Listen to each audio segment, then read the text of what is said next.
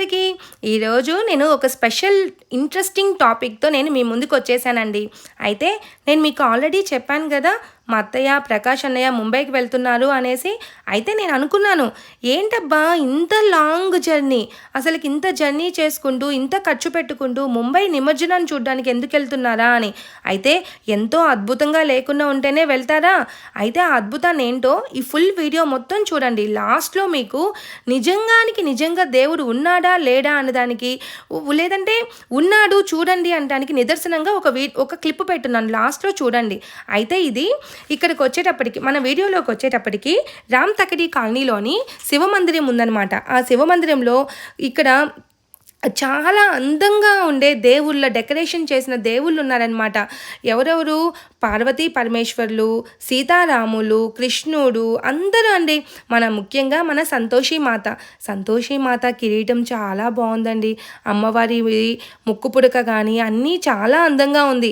మన హిందీ వాళ్ళు పవిట కొంగుని నెత్తి మీద ఎందుకు వేసుకుంటారా అంటే ఇందుకేనేమో. ఇక్కడి నుంచి వచ్చిన ఆచారమేమో అండి. అడుగోండి మన బాబా జై బోలో సద్గురు మహారాజ్‌కి జై అనుకుంటూ మన సాయిబాబా చూడండి ముత్యాల హారంతో ఎంత అందంగా ఉన్నాడో. ముత్యాల హారము ఉన్న సాయిబాబా ప్రతి గురువారం మనం దర్శించుకుంటూనే ఉంటాం. ఇకపోతే ఆంజనేయ స్వామి, పంచముఖ ఆంజనేయ స్వామి, ఏ గుడిలో అయినా సరే ధైర్యానికి ఆంజనేయ స్వామి పెట్టుకోవాల్సిందే. ఇక సీతారాములు లేని గుడి ఉంటుందా అండి? అస్సలకి ఉండదు. ఇదిగోండి స్పెషల్ అట్రాక్టెడ్ పర్సన్ ఎవరున్నారా అంటే మన వినాయకుడి యొక్క కిరీటము చూడండి, పచ్చలు హారాలతో భలేగా ఉన్నాడండి. అయితే వీళ్ళందరూ ఉంటే కృష్ణ భగవానుడు లేకుండా ఉంటాడా? కృష్ణుడు మురళి వాయించుకుంటూ ఎంత అందంగా ఉన్నాడో. అసలుకి కృష్ణుడు లేని గుడి అంటూ ఉంటుందా? ఊరంటూ ఉంటుందా? కృష్ణ మందిరం ఖచ్చితంగా ఉండాల్సిందే. ఇకపోతే అసలుకి శివ పార్వతులు లేకుండా ఉంటారా అండి శివాలయంలో? అదిగోండి ఉన్నారు. అట్లాగే శివలింగము అందరూ శివ పార్వతులు ఉన్నారు. అక్కడే ఉన్న ఇంకొక వినాయకుడి విగ్రహం అనమాట. ఇదిగోండి అమ్మవారు. ఈ అమ్మవారు ఎవరో మీకు తెలిస్తే చెప్పండి. నేనైతే దుర్గాదేవి అనుకుంటున్నాను. మీరు తెలిస్తే చెప్పండి. అయితే అండి ఇది చెంబూర్ కాలనీలో, చెంబూర్ ఈస్ట్ ముంబై అనమాట. ఇది అక్కడ ఉండే రామ్ తకడి కాలనీ అనమాట. ఆ కాలనీలో ఉంది ఈ గుడి. అయితే మీరు ఎప్పుడైనా ముంబైకి వెళ్తే ఒకసారి ఈ గుడిని దర్శించుకోండి. మీరు చూస్తే అబ్బా మీరు చెప్పింది నిజమండి, నిజంగానే చాలా అంటే చాలా బాగుంది ఆ గుడి, ఆ చుట్టుపక్కల ఉండే ప్రదేశాలు, ఆ నుంచి వచ్చే పాజిటివ్ ఎనర్జీ అంతా బాగుందండి అంటారు. ఇక వచ్చేసాడు మన చాంబర్కా రాజ్. అసలుకి జై బోలో గణేష్ మహారాజ్కి జై అనుకుంటూ వచ్చేసాడు మన చాంబర్కా రాజు. ఈ చాంబర్ కాలనీలోనే ఉండే రాజు అనమాట. ఈయన ప్రతి సంవత్సరం ఒక్కొక్క దీంతో ఉంటాడనమాట. ఇక అయితే వాళ్ళంతా చూసుకొని గేట్వే ఆఫ్ ఇండియాకి వచ్చేసేసారు. ఈ గేట్వే ఆఫ్ ఇండియా అనేది 1111 డిసెంబర్లో వెల్లింగ్టన్ ఫౌంటైన్ సమీపంలో స్ట్రాంగ్ రోడ్లోని జార్జ్ వి భారతదేశ చక్రవర్తిగా పట్టాభిషేకానికి దిగిన జ్ఞాపకార్థంగా దీన్ని నిర్మించారు. ఎప్పుడు? 1911లో. అయితే 1924 భారతదేశంలోని ముంబై వాటర్ ఫ్రంట్లో కంప్లీట్ చేయబడిన ఆర్చ్ స్మరిక చిహ్నంగా ఇది గుర్తింపు పొందిందనమాట. ఏది? మన గేట్వే ఆఫ్ ఇండియా. అయితే దానికి క్వైట్ ఆపోజిట్గా తాజ్ ఉందనమాట. తాజ్ తెలుసు కదా మీకు, తాజ్ హోటల్ తెలుసు. నెక్స్ట్ తాజ్ టవర్ తెలుసు అనమాట. తాజ్ హోటల్కి పక్కనే తాజ్ టవర్ ఉంటుంది. ఇకపోతే ఇంకా ఊరేగింపుకి వచ్చేసేసారండి. ఊరేగింపు గురించి చెప్పాలి అంటే ఇది నిమజ్జనం చేసే ఒక రోజు అనమాట. నిమజ్జనం చేసే డే అనమాట. ఈ నిమజ్జనం చేసేటప్పుడు ఎప్పుడూ కూడా అండి మనం చూస్తూనే ఉంటాము, రాజు వెనకాల భటులు ఉంటారు, సైనికులు ఉంటారనమాట. అయితే ఇక్కడ చూడండి, రాజు అంటే ఎవరు? చాంబర్కా రాజు పెద్ద వినాయకుడు, దాని వెనకాల ఇంకొక వినాయక విగ్రహం అనమాట.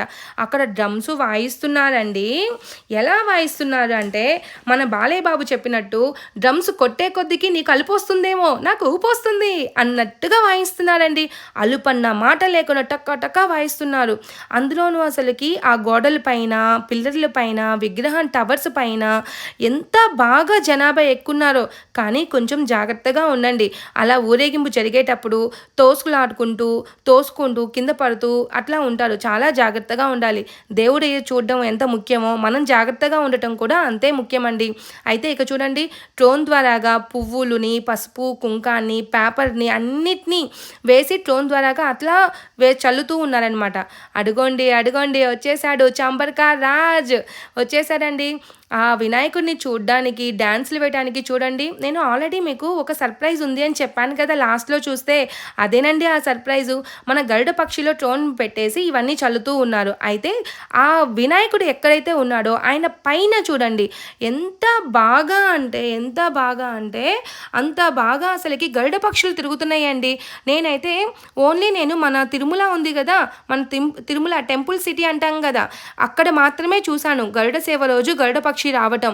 మన వెంకటేశ్వర స్వామిని దర్శించుకోవడం కోసం నేరుగా గరుడ పక్షియే వస్తుంది. వచ్చి దర్శించుకొని వెళ్తుందనమాట. అదే విధంగా ఈ ముంబైలోని చాంబర్ కాలనీలో ఈ చాంబర్కా రాజు విగ్రహం పైన అంటే తలపైన గరుడ పక్షులు 1, 2 కాదు చాలా పక్షులు అలాగే ఫ్లయింగ్ చేస్తూనే ఉన్నాయండి. ఫ్లై చేస్తూనే ఉన్నాయంట. అది చూడటం కోసము ఈ ముంబైలో చుట్టుపక్కల ఉండే వాళ్ళందరూ కూడా షాపులున్నా గానీ, వర్కులు ఏమున్నా గానీ అన్నీ క్లోజ్ చేసేసుకొని ఈ దర్శనం చేసుకుంటారంట. ఖచ్చితంగా ఈ గరుడ పక్షులు ఈ చాంబర్కా రాజు ఎవరైతే మన వినాయకుడు ఉన్నాడో ప్రతి సంవత్సరం ఒక్కొక్క డెకరేషన్‌తో ఆయన కనిపిస్తూ ఉంటాడంట. ఈ సంవత్సరం డెకరేషన్ ఇలాగుంది అనమాట. అయితే ఈయన్ని చూడ్డానికి ప్రతి ఒక్కరు ఉంటారంట. ముంబైకి వెళ్తే షాపింగ్ చేసుకునే వాళ్ళందరూ కూడా ముందుగానే షాపింగ్ చేసేసుకోండి. నిమజ్జనం రోజు అస్సలకి ఉండవంట. షాపులు ఒక్క షాప్ కూడా తెరవరంట. అసలు మనుషులు కూడా ఇంకెక్కడా కూడా తిరగరంట. పనులన్నీ క్లోజ్ చేసేసుకొని ఇక్కడ ఈ ఊరేగింపు చూడ్డానికే వస్తారంట. చూసారా డ్రోన్‌తో పూలు ఎలా వేస్తూ ఉన్నారో. అయితేనండి అడుగో పైన కనిపిస్తూ ఉన్నాయి చూడండి మీకు. బాగా చూడండి గరుడ పక్షులు ఎలా ఫ్లై చేస్తూ ఉన్నాయో. ఇక్కడ ఒక పక్కన డ్రోన్‌తో కాగితాలని, పూలని, సౌండ్లు కూడా డ్రమ్స్‌తో ఎలా వాయిస్తున్నారో. అక్కడ ఉండే వాళ్ళందరూ కూడా డాన్స్ చేతులతో, కాళ్ళతో ఊపి వేస్తున్నారు. అంత సౌండ్‌కి కూడా నార్మల్‌గా అంత సౌండ్ వస్తే ఏ పక్షులు కూడా ఉండవు కదా! పక్షులన్నీ ఎగిరిపోతూ ఉంటాయి. కానీ ఇక్కడ ఇంత సౌండ్‌కి అసలకి ఇంత ఉత్సవం జరుగుతుంటే కూడా ఆ పైన గరుడ పక్షులు చూడండి. ఇది గ్రాఫిక్స్ కాదు. నిజంగానే గరుడ పక్షులు ఆ విధంగా వినాయకుడి పైన మొత్తం అలా ఫ్లై చేస్తూ ఉన్నాయి. అది కూడా కిరీటం చుట్టూతా, విగ్రహం చుట్టూతా రౌండ్లు వేస్తూనే ఉన్నాయంట. ప్రతి దీనికి అసలకి దగ్గరగా ఒక 40 మినిట్స్ వరకు విగ్రహం పైన అంతా కూడా ఫ్లై చేసుకుంటూనే ఉన్నాయంట. ఇది నిజమండి. దేవుడు ఉన్నాడో లేడో తర్వాత విషయం. కానీ ఇదొక వింతే కదా! ఎక్కడైనా మనము సరే దేవుడు పైన ఇలా గరుడ పక్షులు తిరగటము చూసారా? నేను తిరుమలలోనే చూశానండి. మా వెంకటేశ్వర స్వామి గుడిలోనే చూస్తున్నాను. గరుడ సేవ రోజే చూశాను అది. కానీ ఇక్కడ చూడండి నిమజ్జనం రోజు ఎన్ని పక్షులో చూడండి. అక్కడన్నా ఒకే పక్షి వస్తుంది. ఇక్కడ చూడండి ఎన్ని పక్షులు వినాయకుడి పైనంతా తిరుగుతూ ఉన్నాయో. చాలా బాగుంది కదా! అసలు ఇది నిజమే కదా! దేవుడు ఉన్నాడు అంటానికి ఇదొక నిదర్శనం కదా! ఇంతేనండి. అందుకే కాబోలు మన ముంబైలోని ఏదైతే ఉందో చాంబర్కా రాజు ఎవరైతే ఉన్నాడో ఆయన్ని చూడ్డానికి ఈ చాంబర్ కాలనీ మొత్తము కూడా మనుషులు చీమ దూరన సందుండదంట. అస్సలకి ఉండదంట. కానీ పెద్దవాళ్ళు కొంచెం జాగ్రత్తగా ఉండండి. ఓకేనండి. నచ్చిందా? నచ్చితే లైక్, షేర్, సబ్స్క్రైబ్.